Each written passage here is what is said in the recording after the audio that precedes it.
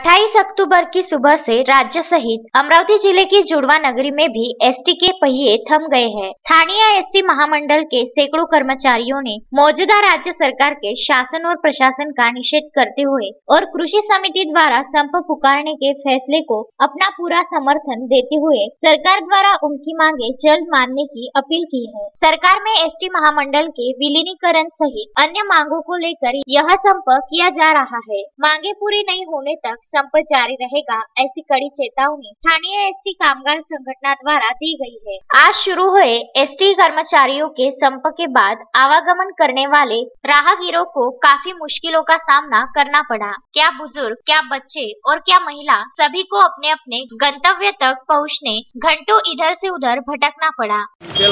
संप असल्यामुळे गाड्या नाही आहेत बुवा, वेळ तिथे थांबलेलो आम्ही। जायचा मार्ग नाही आहे मला। अच्छा, तर किती वेळ पासून आहे तुम्ही इथं? आम्ही 11 वाजतापासून।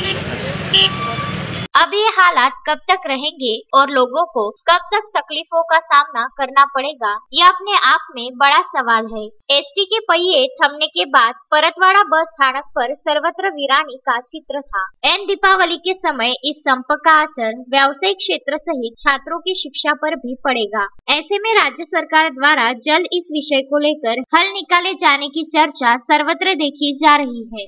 अनेकदा शासनाला आणि प्रशासनाला आमच्या व्यथावेदना सांगितल्या आहेत, परंतु शासन आणि प्रशासन हे आमच्याकडे जाणून बुजून आणि हेतुपुरस्सरपणे दुर्लक्ष करीत आहेत।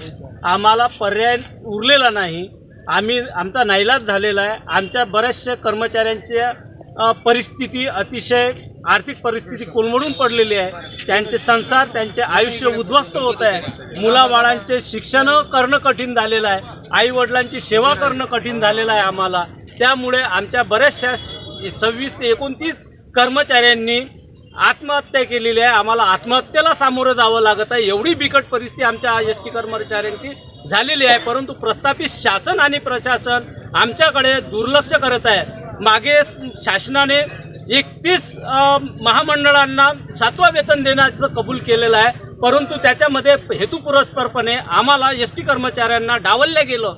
हा आमच्यावर खूप मोठा अन्याय झालेला आहे। त्या अन्यायाला वाचा फोडण्यासाठी आम्ही एसटीचे कर्मचारी उपोषण आणि संपाचं हत्यार उपसलेलं आहे। आम्हाला शासनाकडून आणि प्रशासनाकडून न्याय अपेक्षित आहे। त्या जोपर्यंत आम्हाला न्याय मिळत नाही तोपर्यंत एसटी कर्मचारी, उभ्या महाराष्ट्रातले एसटी कर्मचारी पदाधिकारी जय कुमार घिया के साथ पंकज साबू, विदर्भ न्यूज, परतवाड़ा।